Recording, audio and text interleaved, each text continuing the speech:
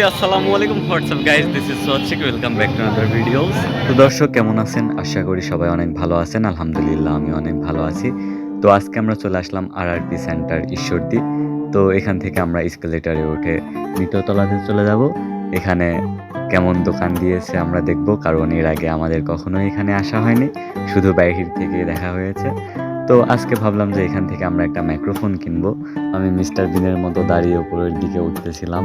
এর আগে একটা মিস্টার বিন দেখছিলাম যে ও এইভাবে দাঁড়িয়ে থাকে।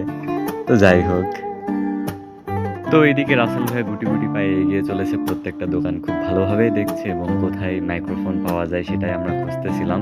তো আমিও এবার চুলে একটু হাত মাত দিয়ে বুঝাচ্ছিলাম যে হ্যাঁ আমি প্রফেশনাল ভ্লগার। তো তারপরে আমরা একটা দোকানের মধ্যে গেলাম।